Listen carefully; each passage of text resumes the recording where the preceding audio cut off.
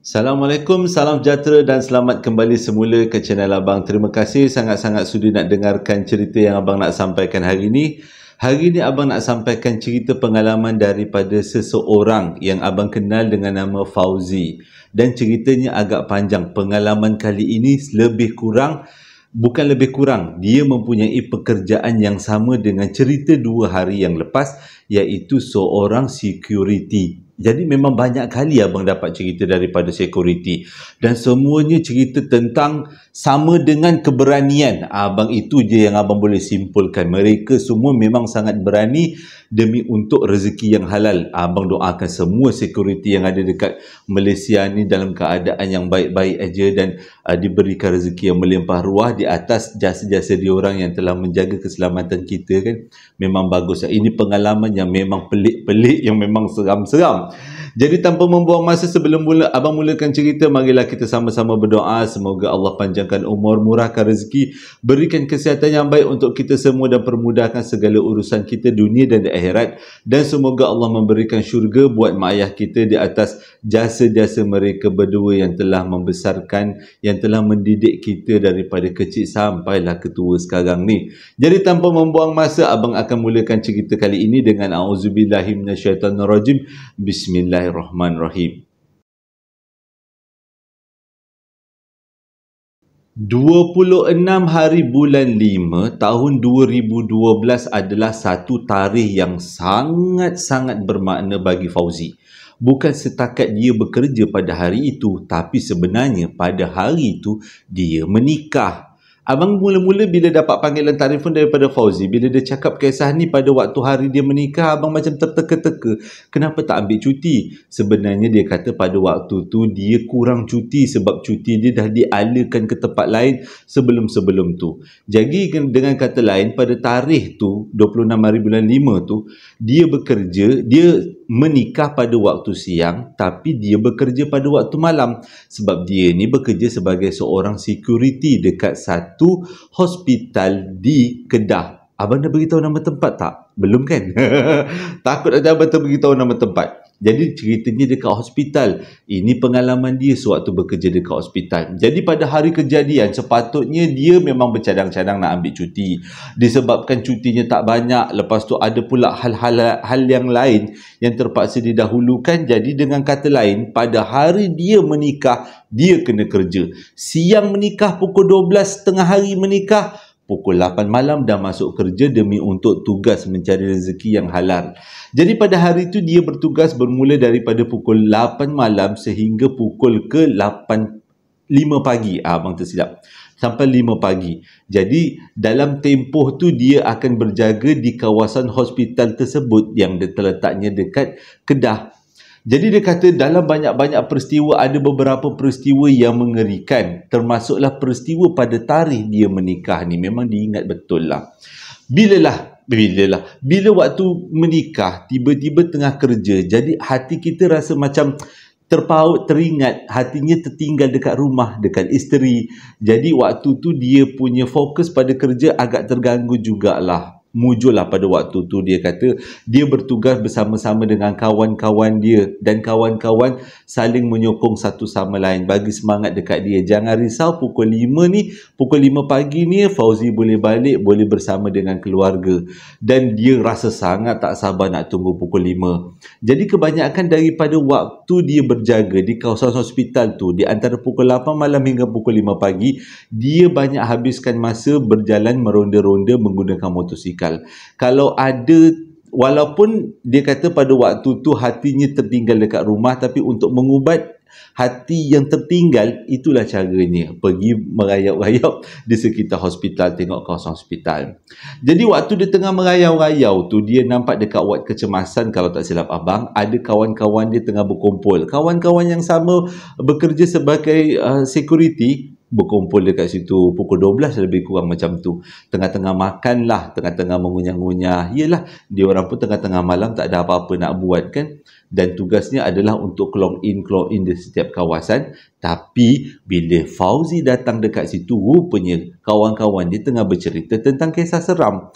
Masing-masing menyuarakan cerita pengalaman-pengalaman dia orang sewaktu dia orang bekerja dekat hospital tu. daripada cerita yang tak berapa nak seram kepada cerita yang seram. Dan Fauzi, waktu tu kan dia punya hati dah tertinggal dekat rumah kan, sebab bini dia baru kahwin tu. Jadi dia dengarlah cerita tu dengan penuh khusyuknya. Kebanyakan daripada yang ada pada waktu tu adalah yang lebih tua daripada dia. Dengan kata lain, yang mempunyai pengalaman yang lebih banyak daripada Fauzi dalam bidang menjaga keselamatan.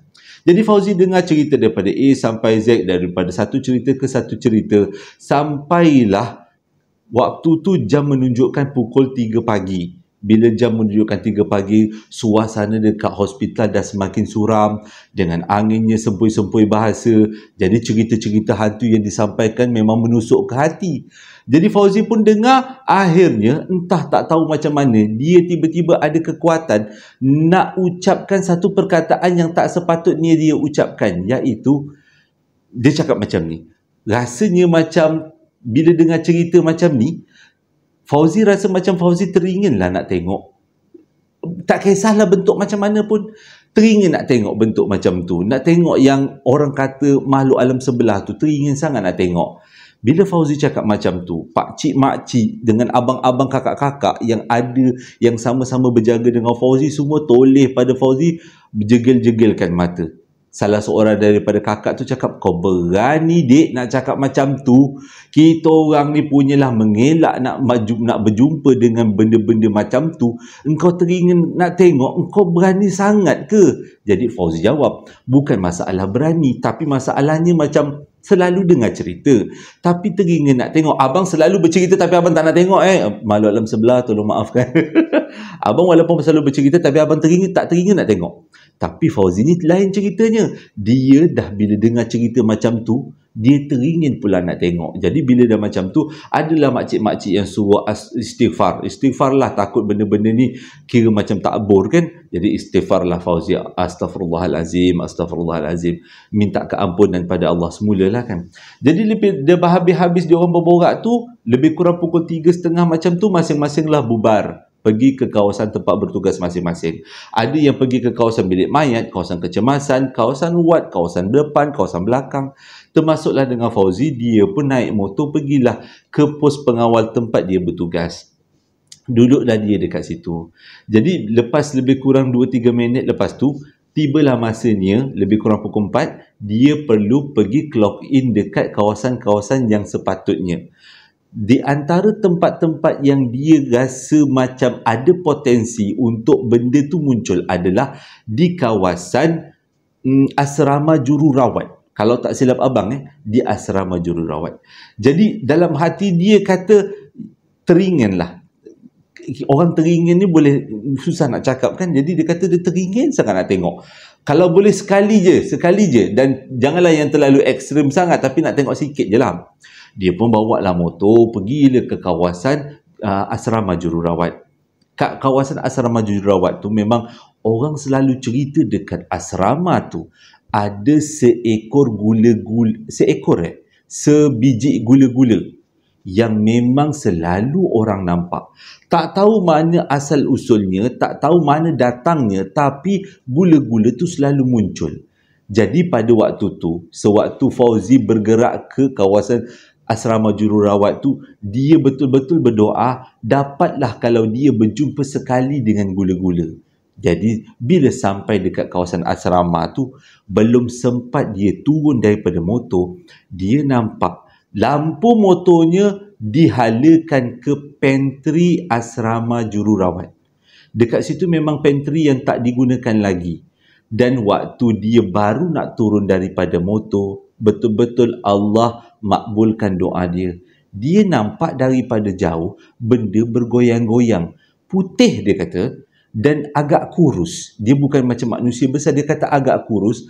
Dan dia punya ukur lilit pinggang tu lebih kurang sebesar helmet. Jadi tegak aja, diikat atas dan macam gula-gula.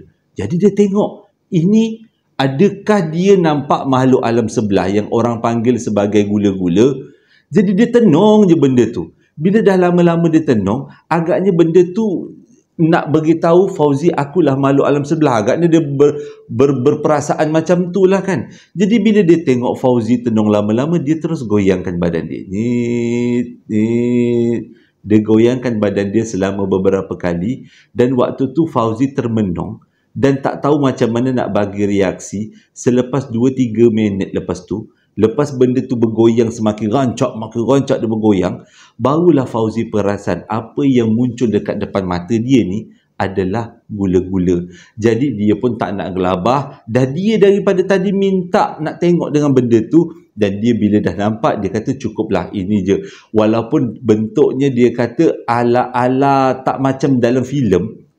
Dalam filem dia kata lebih seram, yang real ni tak berapa nak seram, tapi dia kata cukuplah, ini dah dia niatkan dan Allah dah tunjuk. Dia pun naik atas motor semula, start enjin motor, balik pergi ke pos pengawal. Sampai dekat pos pengawal baru dia rasa keadaan sebenarnya sangat seram. Dia kata waktu tu barulah bulu roma dia menaik, barulah dia rasa macam nak menggigil, macam nak demam. Jadi bila kawan-kawan tengok muka dia dah macam pucat lesi, kawan-kawan tanyalah kenapa. Baru dia cerita dia baru nampak gula-gula dekat kawasan pantry asrama jururawat perempuan. Sama ada perempuan atau lelaki, dekat kawasan hospital tu, dekat mana, Kedah.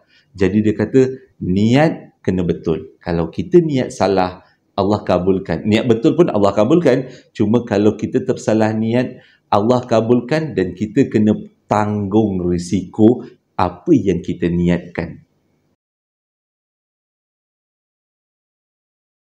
Sebelum Fauzi berjumpa dengan makhluk yang dipanggil gula-gula dekat kawasan pantry asrama jururawat, yang dia jumpa duk tergoyang-goyang tu, sebenarnya Fauzi pernah mengalami satu lagi peristiwa, tapi benda ni tak berapa nak jelas sangat.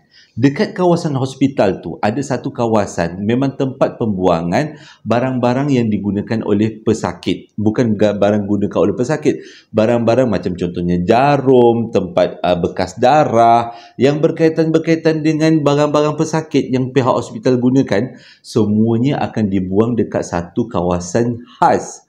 Dan kawasan tu terletak jauh di belakang hospital dan memang tak banyak orang yang akan pergi ke sana kecuali petugas-petugas yang ditugaskan untuk membuang barang-barang terbuang ini. Jadi Fauzi adalah salah seorang security. Dia tahu kawasan ni. Dia tahu tempat ni memang selalu darah-darah terpercik-percik dibuang dekat situ. Jadi dia kata ada sekali tu bila dia berborak dengan kawan-kawan yang sama security yang bekerja bertugas pada waktu malam juga, termuncullah satu cerita tentang kawasan tempat pembuangan barang-barang yang abang cakap tadi tu.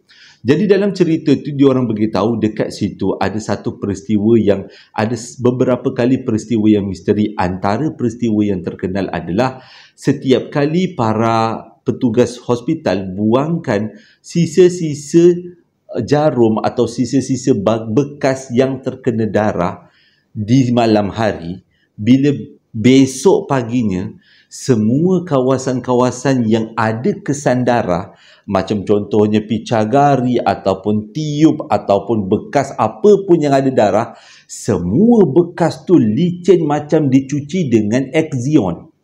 Mula-mula dia orang fikirkan doktor ataupun petugas hospital cuci bekas-bekas itu dulu sebelum dibuang ke tapak pembuangan.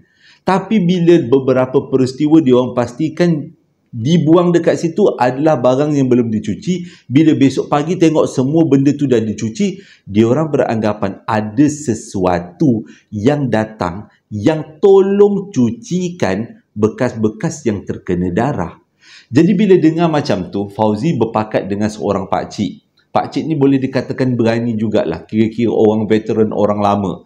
Dia tahu tentang sejarah tempat tu. Nanti abang ceritakan apa sejarahnya.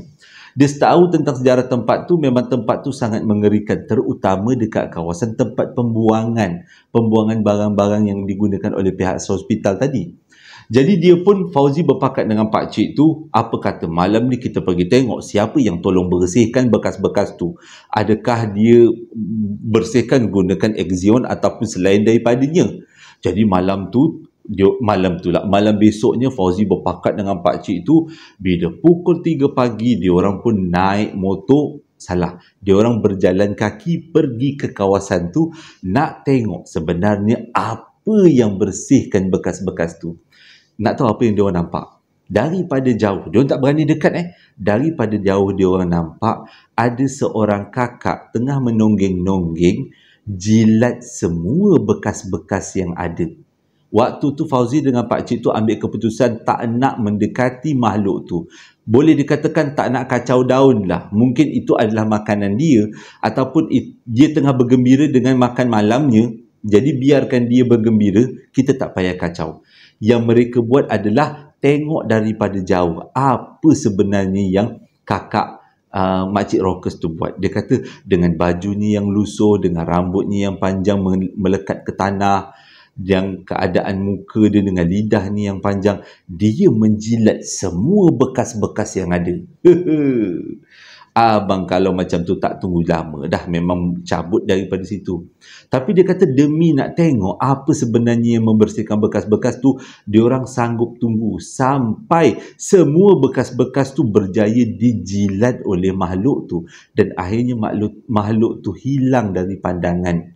Jadi akhirnya terbongkarlah rahsia. Sebenarnya siapa yang membersihkan semua bekas-bekas tu? Dia bukan dibersihkan dengan tangan manusia, tapi dengan lidah makhluk alam sebelah. Ui, seram pula abang kalau terbayang-bayangkan tengok benda tu serup-serup menjilat bekas-bekas darah kan.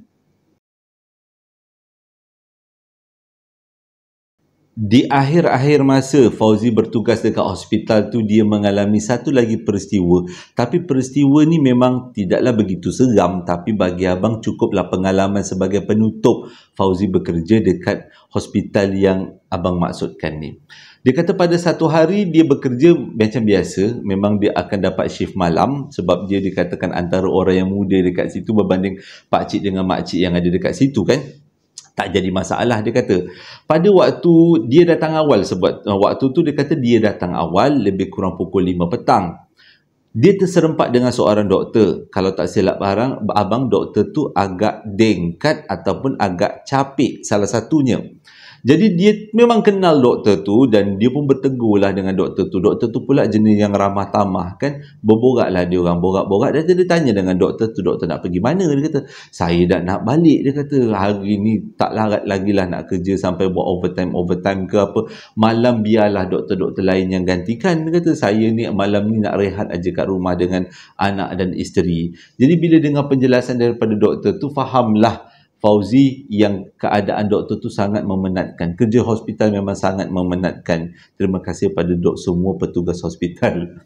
Jadi dia kata lepas habis doktor tu balik, bersalam-salam balik, dia pun bertugaslah macam biasa daripada pukul 8 malam sampai menjejak pukul 5 pagi. Dan ada waktu-waktu tertentu dia perlu clock in di pusat-pusat, di tempat-tempat tertentu seperti bilik wad kecemasan semuanya. Dan cerita ketiga ni sebenarnya berlaku dekat wad kecemasan. Dan pada pukul 2 lebih kurang, kesnya pada pukul 2, Fauzi pun pergilah clock in dekat kawasan wad kecemasan. Dan memang wad kecemasan antara tempat yang memang selalu orang cerita nampak bayangan-bayangan yang menyeramkan. Bila sampai dekat wad kecemasan tu, dia pun pergi dekat kawasan clock in. Tiba-tiba dia nampak doktor yang dia bersalam tadi. Dia nampak doktor tu macam berlari-lari anak masuk ke kawasan kecemasan. Jadi dia pun macam, apa yang doktor tu buat dekat kawasan wad kecemasan? Kata-kata tadi nak balik, ini dah pukul 2 pagi. Kod ada pembedahan yang perlu diselesaikan. Tapi nampak gaya ni macam terkocoh-kocoh doktor tu berlari. Woi, terkocoh-kocoh ayat abang. Kita belajar bahasa Melayu ni. Jadi dia kata doktor tu terkocoh-kocoh lah, berlari-lari anak masuk ke kawasan jabatan kecemasan tu. Waktu tu dia kata tak ramai orang, suram betul dengan angin yang menderu kat luar. Fauzi pun mengikorilah doktor tu daripada belakang. Lepas masuk dekat dalam wad kecemasan tu, dia tengok waktu masuk tadi doktor tu macam berlari-lari anak, tapi bila masuk dalam wad kecemasan, doktor tu berjalan lambat-lambat. Pelik dia kata. Jadi dia pun rasa macam nak tegur lah. Adakah ini adalah doktor ataupun kenapa doktor tu datang pukul 2 pagi? Dia pun panggil lah, doktor. Walaupun dia panggil dengan suara yang kuat, tapi doktor tu buat tak tahu je. Diam aja. Doktor tu berdiri menghadap satu kawasan lain. Maksudnya kawasan wad lain. Jadi dia panggil lagi, doktor, dengar tak saya panggil ni? Kata. Doktor tu diam je. Toleh tidak, menyahut pun tidak. Jadi dia kata macam, mungkin doktor ni tengah sibuk sangat kot. Sibuk sangat untuk buat urusan dalam wad kecemasan. Walaupun dia tengok pada waktu tu wad kecemasan tak adalah orang sangat. Dah tak adalah kecemasan mana pun dia kata. Jadi dia pun fikir mungkin doktor tu ada urusan lain yang bukan berkaitan yang terlalu kecemasan. Jadi dia pun pergilah meninggalkan doktor tu dengan keadaan doktor tu tercegat berdiri dalam samar-samar lampu. Yang dipanggil-panggil pun tak menyaut, dia pun pergilah daripada situ, pergi ke kawasan pondok pengawal dia balik dan dia jumpalah dengan kawan-kawan dia. Jadi dekat situ dia beritahu dengan kawan-kawan dia yang dia berjumpa dengan doktor sekian-sekian. Kawan-kawan dia tergelak-gelak, doktor tu kan dah balik, engkau juga yang salam dengan dia tadi. Dia kata dia memang nak berehat dekat rumah. Jadi logiklah, hospital ni bukan besar sangat, jadi tak adalah benda yang terlalu cemas sampai doktor yang tengah berehat pun nak dipanggil balik. Orang kata on call kan. Jadi sebab banyak lagi doktor-doktor lain yang bertugas. Dia pun, okey, boleh jadi dia kata. Tapi siapa yang aku nampak? Jadi kawan-kawan dia buat kesimpulan, macam dia kata, macamlah kau tak tahu, tapak wad kecemasan tu adalah kawasan tapak peperangan zaman Jepun. Jadi dengan kata lain, mungkin ada benda-benda yang misteri-misteri dekat tapak wad kecemasan tu. Jadi bila macam tu, Fauzi pun pendamkanlah persoalan-persoalan yang ada kat kepala dia ni dengan harapan besok pagi kalau dia jumpa dengan doktor tu, dia nak tanya dengan doktor tu, doktor tu pergi mana malam tadi. Jadi dia pun diam sampailah besok pagi doktor yang dia nampak malam tadi tu datang bertugas, dia tanya dengan doktor tu, malam tadi doktor datang buat apa pukul 2 pagi? Doktor tu jawab, 2 pagi saya atas katil tengah tidur. Saya tak akan datang kat sini sebab kat sini banyak lagi doktor yang bertugas. Jadi tak perlulah saya datang. Fahamlah Fauzi bila dengar apa yang doktor tu cakap. Iaitu yang dia nampak dan dia tegur itu adalah bukan doktor yang dia jumpa waktu siang. Itu adalah sesuatu yang menyamar sebagai doktor. Jadi pada kawan-kawan yang kat hospital, kalau tengok panggil-panggil doktor tu senyap aja, cepat-cepatlah baca Fatihah, Al-Fatihah, baca selawat Nabi. Tiba-tiba doktor tu terbang. Dah tahulah tu bukan doktor, tu makhluk alam sebelah. Kisah seterusnya berlaku pada tahun 2014. Pada waktu ni Fauzi bertugas sebagai pengawal keselamatan dekat satu kilang. Cerita ni sedap. Pada waktu tu Fauzi kata dia dah agak berusia. Berbanding pada tahun 2012, 2 tahun sebelum tu dia masih lagi muda, 20-an. Waktu tu ni pun 20-an juga pada 2014. Tapi dia kata dia semakin matang menghadapi situasi-situasi tegang menjadi seorang security. Pada tahun 2014, dia bertugas dekat satu kilang. Dan orang tahu, kilang tu memang tapak yang antara yang terkeras dekat kawasan Kedah. Bila abang sebut nama kilang tu, mesti semua orang kata kilang tu memang misteri. Pengawal keselamatan atau security yang bertugas dekat kilang tu memang kebanyakannya berhenti awal. Tak sanggup nak teruskan tugas diorang. Jadi disebabkan tak ramai yang nak bertugas dekat kilang tu dan mereka pun kebanyakannya memang suka kalau bertugas pada waktu siang. Dan Fauzi ni malaslah nak kecoh-kecoh. Dia kata dia pun tidaklah terlalu takut sangat dan dia pun selalu ambil shift malam. Di antara peristiwa-peristiwa shift malam, ada 2 peristiwa shift malam yang cukup-cukup dia ingat sampai sekarang. Pada waktu tu, waktu kejadian, lebih kurang dia bertugas daripada pukul 8 malam sampai ke 8 pagi. Dia duduk dekat pondok pengawal pada waktu tu. Keadaan dekat luar agak beribut, bukan ribut, anginnya kuat. Dengan anginnya kuat, dengan pokok dekat kawasan kilang tu memang banyak. Jadi setiap kali angin bertiup, akan bunyi daun-daun yang berlaga. Dan kadang-kadang bunyi daun dengan angin tu sendiri buatkan kita jadi seram sejuk, kata Fauzi. Jadi pada waktu tu memang dia macam biasa bertugas untuk clock in di kawasan-kawasan tertentu di dalam kawasan kilang tersebut. Pada pukul 4 pagi, waktu tu Fauzi nak pergi clock in. Dia baru dah siap-siap pakai sweater sebab kat luar tu macam nak ribut kan. Dia pakai sweater dan dia bawa lampu picit. Cek lampu picit dia ada bateri ke tidak. Pada waktu tu dia bertugas, kalau tak silap abang, seorang. Dia tak ada orang lain, dia kata. Tak ramai orang bekerja sebagai security dekat kilang tu. Takut orang. Jadi dia pun dah siap dengan pakaian tu. Dia waktu tu nak keluar daripada pondok pengawal. Pada waktu tu berlaku satu peristiwa yang betul-betul kecut perut. Waktu dia baru nak pegang tombol pintu, dia nampak di luar tingkap ada seseorang, dan memang dia pasti seseorang tu adalah Makcik Rockers. Dan dia tengok Makcik Rockers tu berdiri sebelah tingkap. Tingkap yang ada pada waktu tu adalah jenis nako. Dengan cerminnya bukan lut sinar, dia adalah lut cahaya.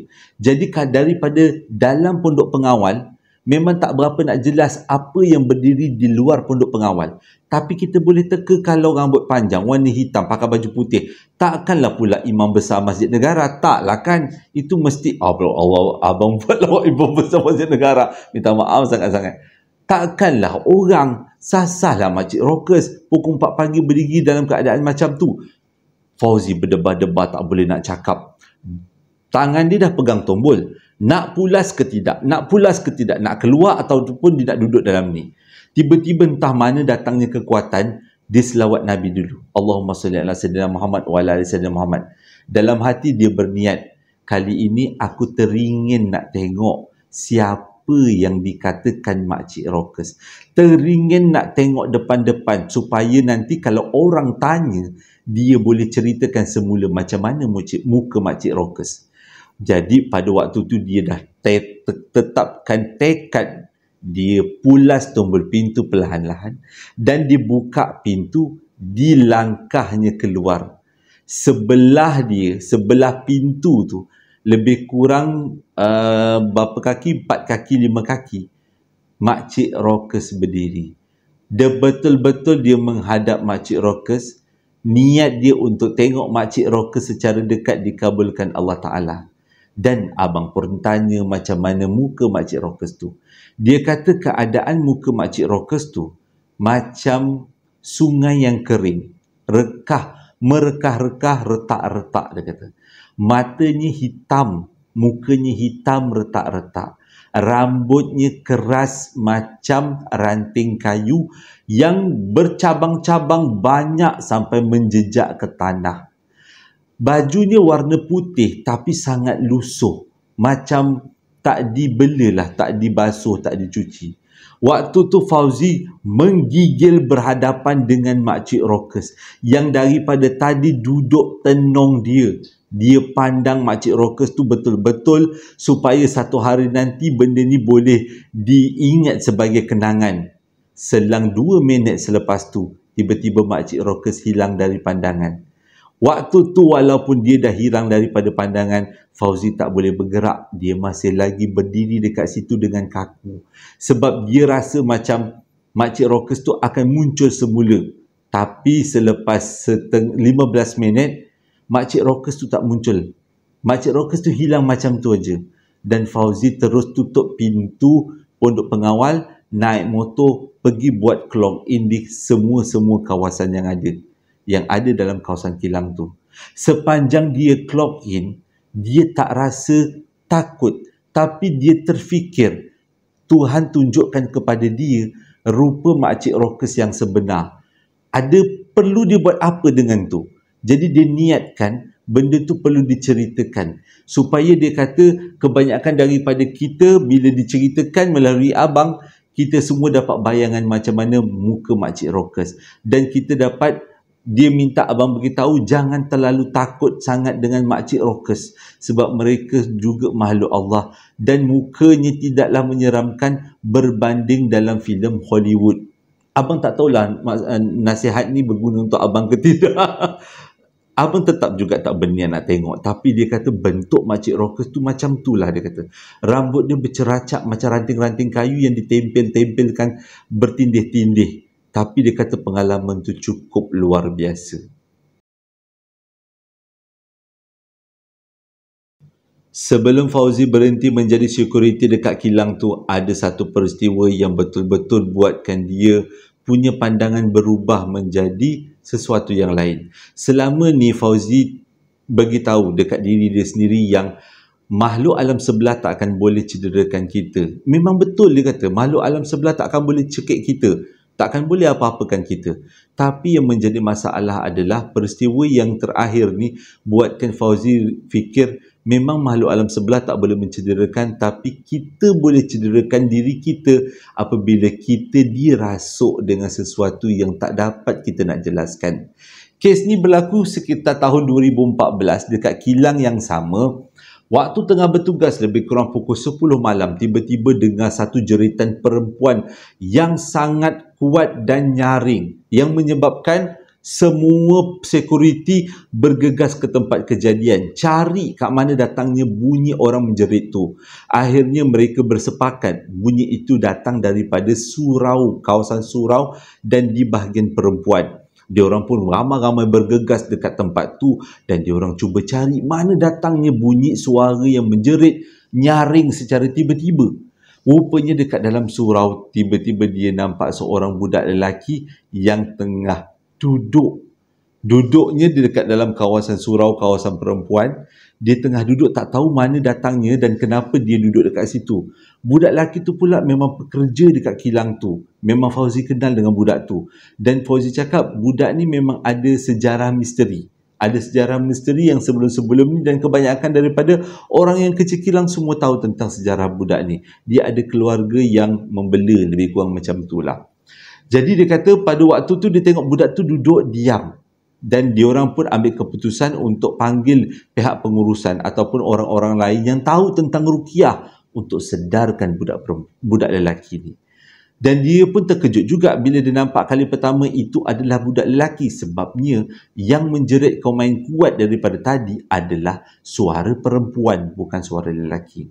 Sewaktu mereka semua tengah menunggu bantuan daripada pihak lain, ustaz ke siapa-siapa lah yang nak datang nak buat ruqyah, budak tu buat satu tindakan yang sangat di luar dugaan. Dihantukkan dinding, salah. Dihantukkan dihantukkan kepala dia ke dinding sehingga berdarah-darah. Dia sebenarnya telah dirasuk oleh sesuatu. Dan sesuatu itu yang mengontrol kepala dia supaya dihantukkan dinding, salah. Hantukkan kepala dia ke dinding sehingga berdarah-darah.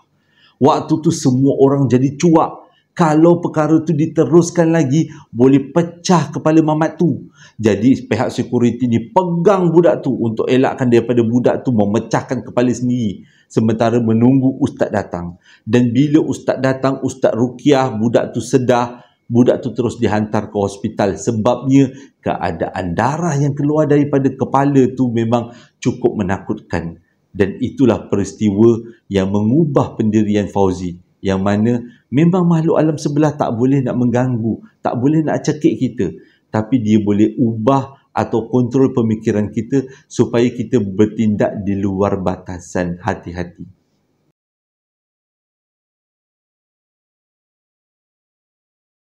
Pada 14 hari bulan 5 adalah hari jadi seseorang. Yang ni namanya adalah Supiah bin Ahmad kalau tak silap abang. Dan mesej ini sebenarnya dihantarkan oleh isteri abang. Bukan isteri abang, isteri kepada abang Supiah tu. Dia minta, Jo boleh tak wish happy birthday kepada suami akak. Namanya Supiah binti Ahmad, berumur 52 tahun pada 14 hari bulan 5. Jadi abang ucapkan selamat hari jadi buat abang Supiah binti Ahmad. Semoga Allah panjangkan umur, murahkan rezeki dan berikan kesihatan yang baik dan sentiasa dalam rahmat Allah Ta'ala. Amin ya Rabbal Alamin. Dan terima kasih sangat-sangat sudi dengarkan cerita yang abang sampaikan hari ini. Moga-moga ada iktibar dan pengajaran untuk kita semua. Dan terima kasih pada yang membeli sambal lara hingga berjumpa, sambal lara dan juga perapan sate. Masih lagi abang jual dekat dalam Shopee. Hingga berjumpa lagi dalam 2 hari akan datang. Assalamualaikum warahmatullahi wabarakatuh.